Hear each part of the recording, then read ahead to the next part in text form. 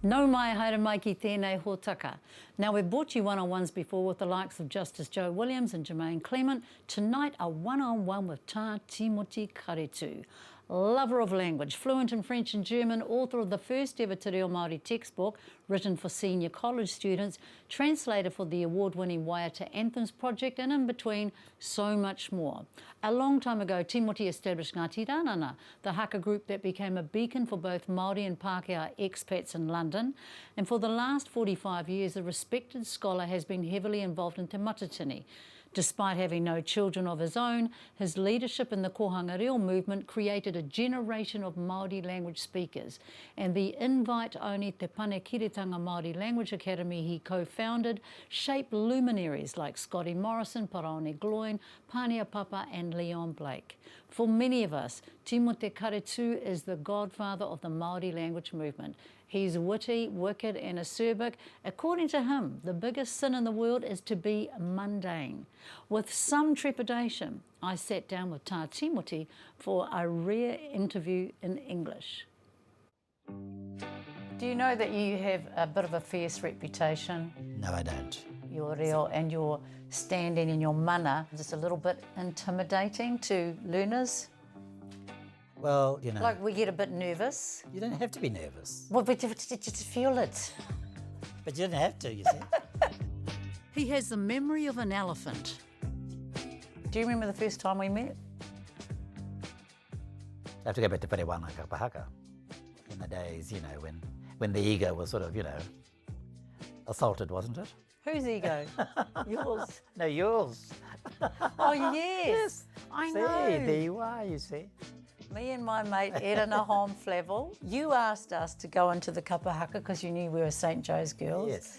And we practiced their little hearts out. Then you delivered the news that we weren't required anymore. I'm not quite sure what happened there. No, well, I think for the coronation thing, that you only allowed so many performers. But Erina was there. Oh, you mean it was just me that got cut? Yes, only you got cut. Timoti Karetu, stickler for standards, icon of the Māori language movement, not known for mincing words. I remember going into your office and you said, "Not te he kura."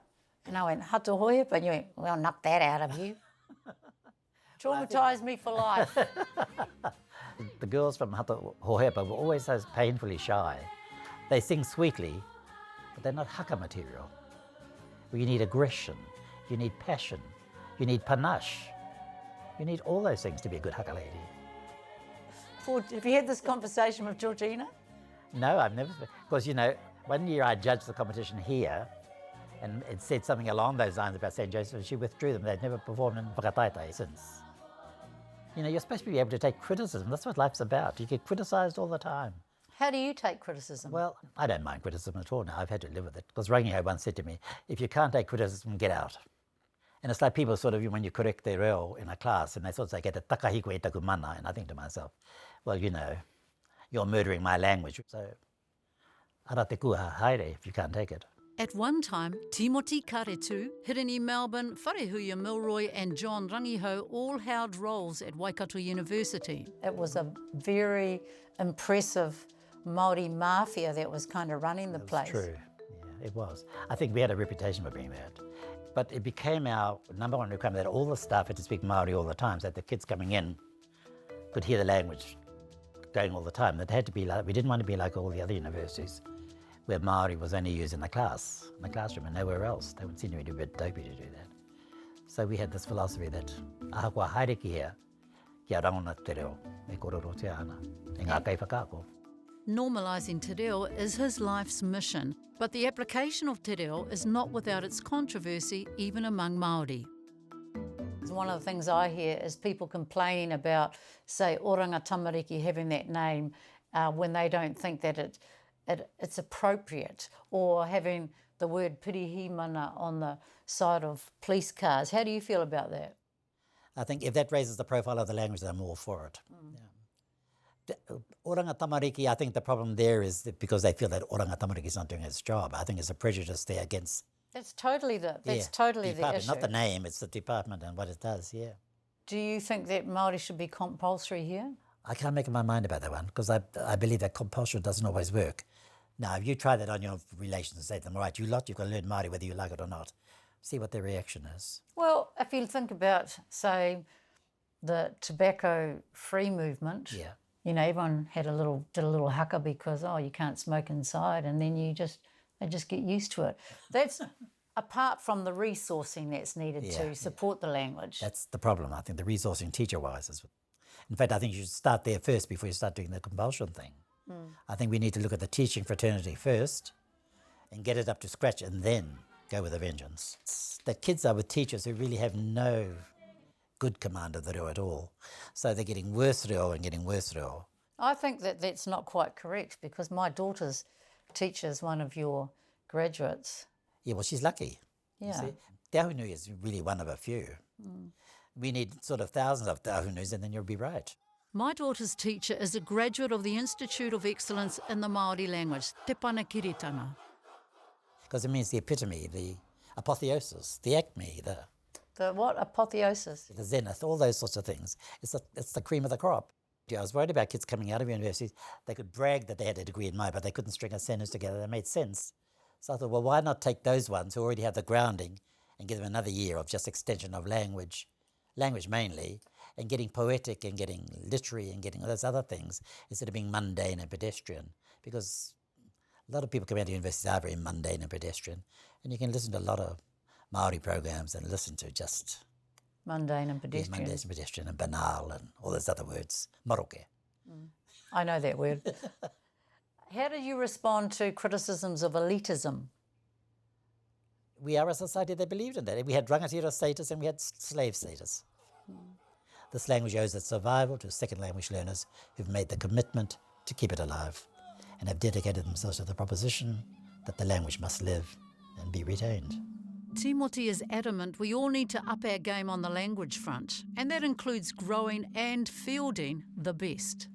I know all the cultural reasons why women shouldn't speak, but to raise the bar in terms of aspiration, do we need to see women speaking?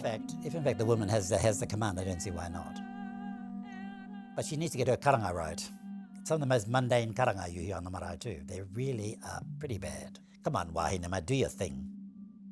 Start playing your role. Don't worry about the men so much, worry about yourselves. But if in the end there are women who are better than men, then why not? Sometimes men just repeat what the other... No, you're right. Yeah, I was at a tangi, this tangi just recently. One speaker gets up and the next one goes and says the same thing instead of shutting up and sort of saying it's all been done. Hand it over to the manuhiri. Is that more about ego than content? In most cases, that's what it is. You know, standing up on behalf of the marae, therefore, the stage is mine, I'm going to go for it. To hell with anybody else. The old days of truncating, you know, you do the mate, I do this, you do the issue of the day, whatever. As the old people used to do it. What makes a good orator? Somebody who is able to link himself to the manuhiri, to stick to the purpose of the hui, whatever it might be. If it's a tangi, then, you know. Your role is to ennoble everybody who comes onto your marae because they've come a great distance to pay their respects, and therefore they should be thanked for that. Who are the orators that make you sit up and listen? Both very eloquent. Derek Lardeli I like. Marahui and Praone I think are both very... Praone I like because he's dynamic and he's a jumper. In the old days, women could sit a wayward orator down by drowning him out with song. But women don't know about that power that they've got these days. They don't use it. They should use it more. Men can't do anything until the women have sat. And strictly speaking, you can't go into any marae until the woman gives you permission. Strictly speaking, but you see a lot of marae don't have karanga women anymore. So, you know, you have all this Mickey Mouse sort of carry on some marae. Yeah, it's just one of those sad things as we become more and more sort of deracinated. Is that the right word? Yeah, deracinated. What the heck does that mean? Well, you know, as we lose our cultural roots, we don't talk to each other as much as we used to. I think we are a culture that believes in getting it right. We're too happy now with sort of near enough is good enough, and I think that's been our problem.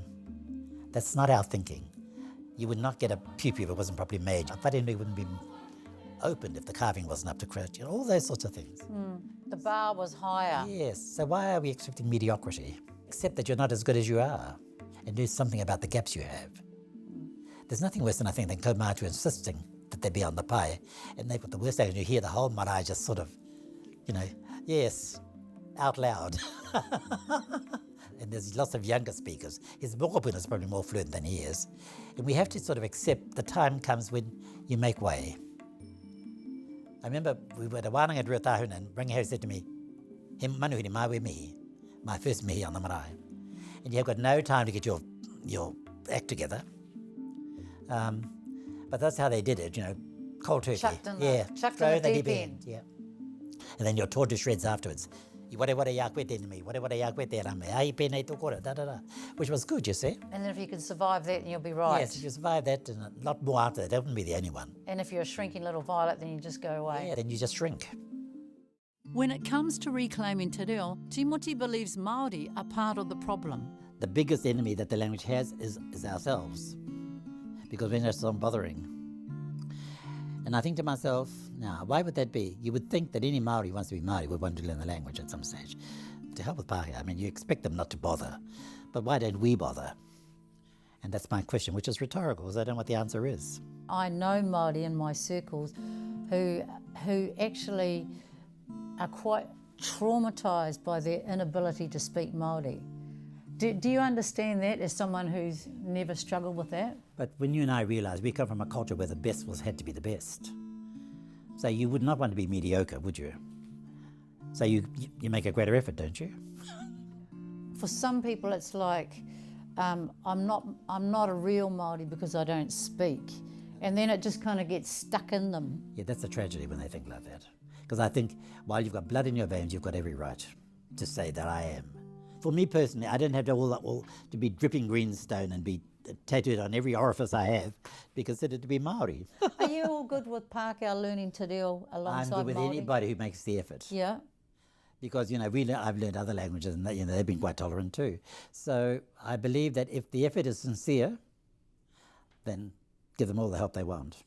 I went to a language class once and there was just this Pākehā guy there who would lord it over the rest of us. That's the fault of the tutor, for letting him get away with it. So you don't think that Māori and Pākehā should learn te reo separately? No, I think we've got to rub off onto them because there's more than just the reo. We've got other things that are positives that they need to learn too. And I think unless they're in our presence, they're never going to acquire those things. How do you feel about Pākehā teaching te reo? If they're good at it, why not? Because I teach English too, you see. Is it stink grammar or stink pronunciation that gets on your wick the worst? Stink grammar and just not caring about it. In 1987, Timoti Karetu helped set up Te Taura Whiri. He became the very first Māori language commissioner. Waititi had just opened, and Katarina said there were so many words they didn't have. Let's make up some words, and that's what we did. There are a lot of words in haka and things that are not being used in ordinary conversation, which you can take out of that context and use in contemporary conversation. As long as the meaning is approximate, then why not? And that was my mission in life, and I've stuck with it. And all through Panekiretanga we did it, and so on. People sort of guffaw at some of our words, and Scotty gets it more than anybody, but they're just envious of his command of vocabulary, you see. Yeah, because I would hear criticism like, we don't understand the reo. Well, we don't understand these words. I suppose from older people too. Yeah. Hey? Yeah. They don't listen to the context, you see. It's a contextual, all languages are contextual. If you listen to the context, if you don't know where the context might just help you out. Timoti's mother was 17 and pregnant when told her baby would be raised by tame and mauwhare karetu. She died of TB at 21. So my mum and dad were really my granddad and granduncle, but they were mum and dad. My birth father and my birth mother really don't come into the equation except as a sperm donor and the receptacle of the sperm. Apart from that, they haven't figured in my thinking. Timoti describes the custom of whāngai. Take the child on as their own, it's their child, and all the rest of the whānau accept you as being part of that whānau. They knew their whakapapa, and there was no sort of great revelation at the age of 15, well, your real dad is so-and-so. The old people never hid those things. You knew from the word go, as soon as you could understand, arato papa, arato mama. Nā rāua koe whakaputa ki te ao, nō reira, ko rāua mātua, engari nā māua koe whakapakake. So I became this cute little thing that knew smart ass, Korero Māori ngā wā katono. His were humble beginnings. We had a one room dirt floor hut in Waikaremoana, which people can't reconcile me to. I was just about to say, in your beautiful home surrounded by art with plush carpet, I can't quite imagine you. There were people find it very difficult to reconcile me to that whole idea. But that's how it was. But everybody lived like that in Waikaremoana. It wasn't just us. You know, the whole marae got together to have paddocks and paddocks of kai. You know, this line for tangi, that line for birthdays, this line for whatever. And the ones that you chopped when you dug them up, that's what the family ate. You didn't eat the good ones. They went to the marae for the hui. There was really communal living as we don't know it anymore. And which is hard to talk about because people can't conceive of that sort of way of living anymore. Immersion in tūhoi wānanga gave Timoti a window into a different world view. We just sat there, Wharehu and I, just bathing it all in and listening to all the debates and, you know, go for days on end, 3 or 4 days at a time. They did not believe in taking a vote. It had to be consensus. Wow. Instead of taking the, you know, the majority vote. That's not how it worked. Yeah, it's fascinating, Yeah, eh? consensus, yes. Yeah. I think that's how I think all the tribes worked on that principle. It's when the Pākehā came and we suddenly, you know, make things easier, you can get a decision now. And that's really the salient difference between them and us, is that, you know, this current generation wants things now, is not willing to sort of consider the pros and cons and give it serious consideration before coming to a decision. Yeah, and then the consensus thing means you get buy-in, Yeah. whereas the majority rules, people are always going to feel marginalised, aren't Aye, they? tika. Yeah. Exactly it. Well, it's interesting when we talk about reo too, because it gives a window to the world, I guess. And an interview I did with Waina Jackson, he said, there is no word in Māori for guilty. The old people said, he o te katahi, ko te he o te katoa. It's collective guilt. Everything is collective, you see, with us. Yes. Yeah, because that's the only way you could get any discipline, I think, from people within the community. By sort of saying, you know, you embarrass us all when you do whatever you do. It just doesn't work anymore, which is sad, because it was a good way of, you know, keeping the community well behaved. Do you think sometimes we're a bit romantic about our values now? I think we are. We're getting more and more so, I think. And it's coming from a generation that never lived through those philosophies or ever experienced them firsthand. And I think probably my generation is probably the last one of the dirt floor generation and all those sorts of things. There are a lot of, not only in Tūhoi, but in all the tribes. Timoti admires those activists who fought hard for te reo, despite not having it themselves. I always acknowledge them. That's the present situation where people who don't have it want their kids to have it and are doing everything to make that possible. Māori language revitalisation strategies have inspired and influenced other Indigenous nations, reaching up into the Arctic Circle right inside Sami villages. We Sami went to New Zealand to get the idea of how you guys had revitalised the language. We thought we'd be the first Māori that anyone's Sorry. ever heard of. Sorry, been there, done that. Yes. The lady comes up and goes, hello, are you the Maoris from New Zealand? We went, yeah. Do you know Timoti Karetu? Yes. And then took me to the kohanga. And they came to us, they came to Taurewhiti to visit us. So their journey is a bit different from ours. But the language is still being spoken, that's the main thing. Yeah. I mean, my band, when we've travelled the world, we've often done so basking in your glory. Oh, really? As kohanga reo, you know, Oh, wow. as the There you are. language revitalisation. Such is life. The fates, you know, the stars sort of align somewhere along the way. Have you enjoyed travelling the world with your younger crew? Rangiretanga it's been fun. I mean, there's haurangi and pōrangi and wairangi. Oh, I did All hear. the rangis you can list. But in the end, they're there. When you want them to be on, they're on. Yeah.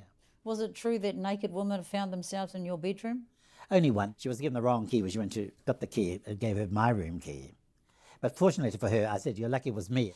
She could be more safe if she tried. Who's your teacher's pets? The Pānia and Leon will have a special place in my heart forever and a day because of their devotion and their commitment.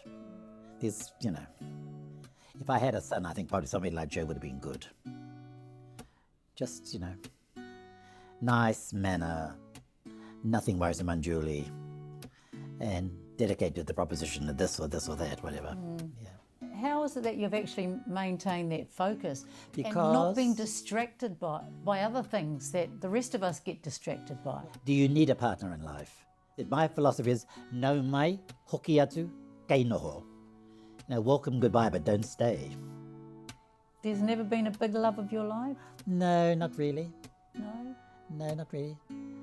No, I tell a lie. Once, but once was enough. You never do it twice.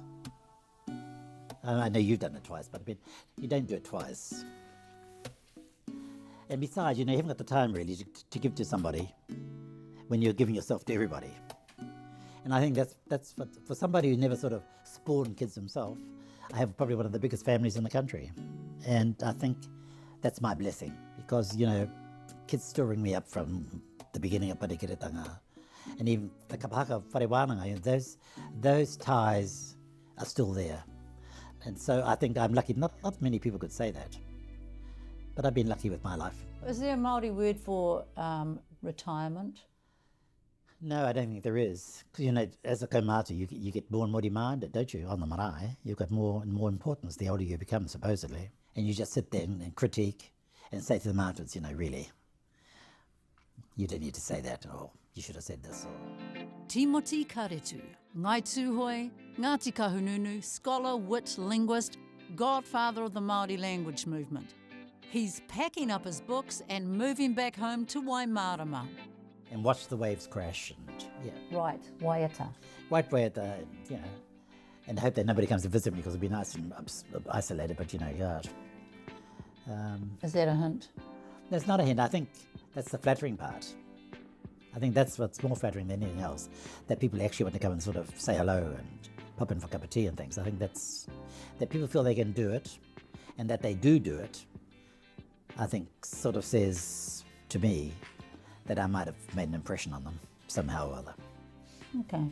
Anything else you'd like to say? Go home. You're so mean. And of course I went home. Tā Timoti e te pau whakawhirinakitanga o te iwi reo Māori, ko te mihi kei te moana te whānui, ko te whakaro nui kei te moana te hōhonu.